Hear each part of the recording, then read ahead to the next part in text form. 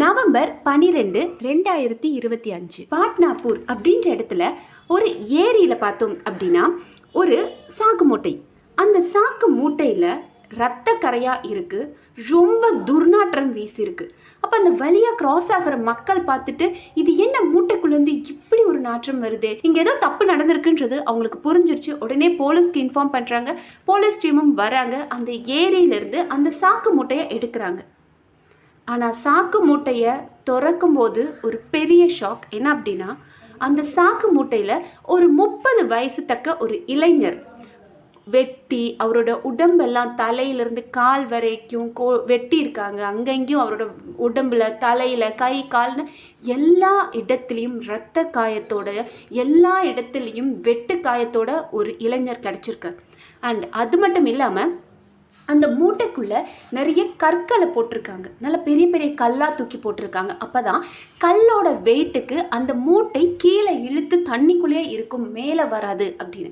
அப்போது இந்த கொலையை செஞ்சவங்க எந்த ஒரு குற்ற உணர்வுமே கிடையாது. ஒருத்தரை வெட்டி கொன்று இருக்காங்க.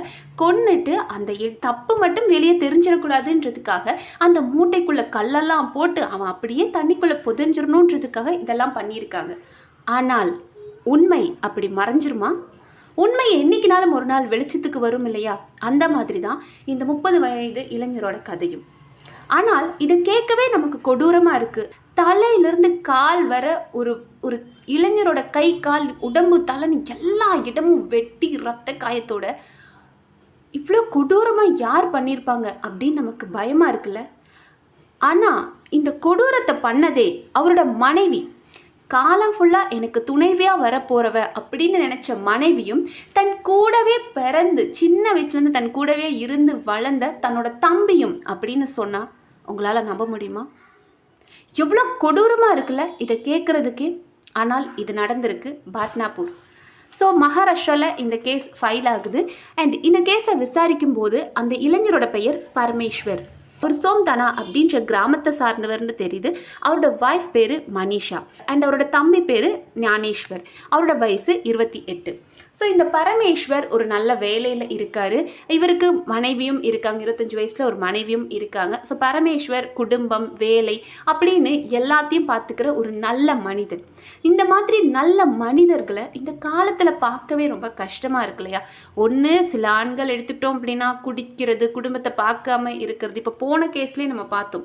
ஒருத்தன் என்னடானா ஒய்ஃப் மேலே ஆசிட் அடிக்கிறான், ஒருத்தன் ஒய்ஃபை கொன்று இருக்கான், மோசமாக கொன்று இருக்கான். ஆனால் இந்த இடத்துல பரமேஸ்வரர் ஒரு ஒய்ஃப் தான் மோசமாக கொண்டு இருக்காங்க. ஏன்னா பரமேஸ்வர் ஒரு நல்ல ஆண்மகனாக இருந்திருக்காரு, வேலைக்கு போயிருக்காரு, குடும்பத்தை பார்த்துருக்காரு. பக்கத்தில் தான் அப்பாவோட வீடு இருந்திருக்கு. அந்த இடத்துல தான் அவரோட தம்பி இருந்திருக்காங்க. ஸோ 2 பேரும் வேறு வேறு ஏரியா. பரமேஸ்வரும் சரி, அவரோட தம்பி ஞானேஸ்வரும் வேறு வேறு ஏரியாவில் தான் இருந்திருக்காங்க.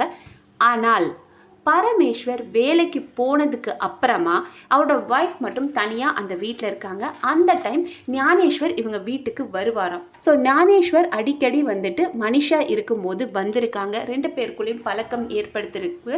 அந்த தனிமை அவங்க 2 பேரையும் தப்பான இடத்துக்கு கூட்டிகிட்டு போயிருக்கு.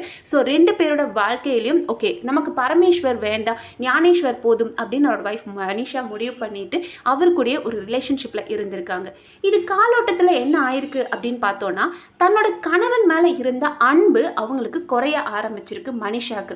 ஒரு கட்டத்தில் அவர்கிட்ட பேசுறத குறைச்சிக்கிட்டாங்க. அவங்க நடவடிக்கை தப்பாக இருக்குது. எப்போ பாரு தனியாக இருக்கிறது, ஃபோன்லேயே பேசிகிட்டு இருக்கிறது, சேட் பண்ணிக்கிட்டே இருக்கிறது அப்படின்ற மாதிரி அவங்க கொஞ்சம் கொஞ்சமாக பரமேஸ்வரோட வாழ்க்கையை விட்டு வெளியே போகிறத அவரால் உணர முடிஞ்சிருக்கு.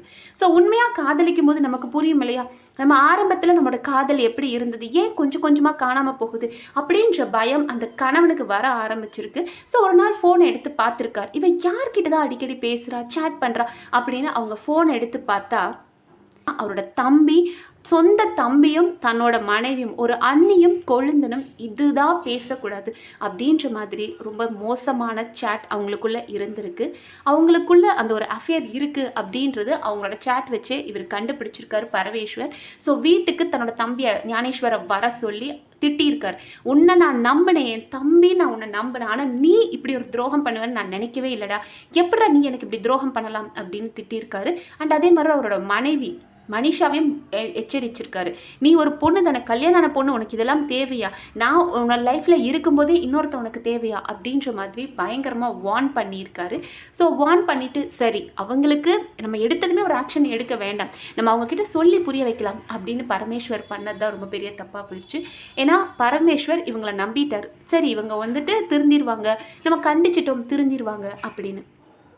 ஆனால் இதுக்கப்புறம்தான் கொடூரமான குணங்கள் இவங்களுக்குள்ள வந்திருக்கு. ஏன்னா மனிஷாவும் ஞானேஸ்வரும் அதுக்கப்புறம் யோசிக்கிறாங்க, இவன் நம்ம வாழ்க்கையில் இருக்கிற வரைக்கும், பரமேஸ்வர் நம்ம வாழ்க்கையில் இருக்கிற வரைக்கும் நம்மளை நிம்மதியாக வாழ விட மாட்டான் அப்படின்னு சொல்லி மனிஷா ஃபோன் பண்ணி அழுதுருக்காங்க.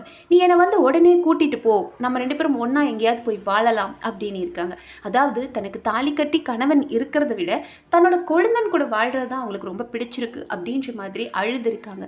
அப்போ ஞானேஸ்வர் சொல்லியிருக்கார், வேண்டாம், நம்ம 2 பேரும் எங்கே போனாலும் உன் புருஷன் நம்மளை நிம்மதியாக இருக்க விட மாட்டான், அதனால் ஒரே வழி அவனை கொல்றது தான் அப்படின்னு முடிவு பண்ணி அவர் பரமேஸ்வர் வந்து நல்லா தூங்கிட்டு இருக்கும்போது அவரை கோடாலியால் ஞானேஸ்வர் அவரோட தலையில் உடம்புல கை கால்னு எந்த இடம்னு இல்லாமல் எல்லா இடத்துலையும் வெட்டி அந்த உயிர் கொஞ்சம் கூட சின்னதாக கூட அந்த உயிர் வந்துடக்கூடாதுன்ற வெறியில் என்னோட வாழ்க்கைக்கு நீ தடையாக இருக்க அப்படின்ற மாதிரி சொந்த தம்பியே தன் அண்ணனை வெட்டியிருக்காரு, உடம்பு ஃபுல்லாக வெட்டியிருக்காரு. அவர் இறந்துட்டார். பரமேஸ்வர் அந்த இடத்துலையே இறந்துட்டார். ஸோ இறந்தவரை என்ன பண்ணலாம் அப்படின்போது ஒரு சாக்கு பையை எடுத்து அதில் இவரோட உடம்பை போட்டு இது வந்து மிதந்துடும், எப்படினாலும் தண்ணிக்குள்ளே போடலான்ற அந்த ஒரு ஏரியில் போடலான்ற முடிவு இருக்குது. ஆனால் தண்ணிக்குள்ளே போடும்போது உடம்பு மேலே வந்துடக்கூடாதுன்றதுக்காக உள்ள ஒரு கல், நிறைய கற்களை போட்டு ஸோ வெயிட்டுக்கு அது கீழே இழுத்துரும் அப்படின்ற நம்பிக்கையில் மறைச்சிடலாம், தன்னோட தவறுகளை மறைச்சிடலான்ற நம்பிக்கையில் அவரோட உடம்புக்குள்ளேயே நிறைய கல்லெல்லாம் போட்டு அந்த ஏரியில் தூக்கி போட்டுட்டாங்க. இதுக்கு மேலே அவனை காணாமல் போயிட்டான், அவன் எங்கேயாவது போயிட்டான் அப்படின்னு சொல்லிட்டு நாம 2 பேரும் வாழலாம் அப்படின்னு முடிவு பண்ணிட்டாங்க. ஸோ இந்த சம்பவம் நடந்திருக்கு. இதனால தான் வந்து அந்த ஏரியில் அவரோட உடம்பு கிடைச்சதுக்கப்புறம் போலீஸ் இன்வெஸ்டிகேட் பண்ணுறாங்க. போலீஸ் இன்வெஸ்டிகேஷனில் தன்னோட கணவன் இறந்த ஒரு பெண்ணோட மனநிலை எப்படி இருக்கும்ன்றது போலீஸ் எத்தனை பேரை பார்த்துருப்பாங்க, அவங்களுக்கு தெரியாதா? ஆனால் அவன் இறந்திருக்கா, இவன் முகத்தில் எந்த ஒரு பதட்டமும் இல்லை, இவன் முகத்தில் ஒரு கவலை இல்லை அப்படின்றத போலீஸ் நோட்டீஸ் பண்ணியிருக்காங்க. அப்போது அவங்க கிட்ட ரொம்ப விசாரிச்சிருக்காங்க. அதே மாதிரி அவங்க தம்பிக்கிட்டையும் பேசும்போதும் தம்பியும் அவரோட தம்பியும் சரி, பரமேஸ்வரோட தம்பியாகட்டும் இல்லை மனைவியாகட்டும், இவங்க 2 பேரோட பேச்சு முன்னுக்கு பின் முரணாக இருந்ததை போலீஸ் நோட்டீஸ் பண்ணியிருக்காங்க.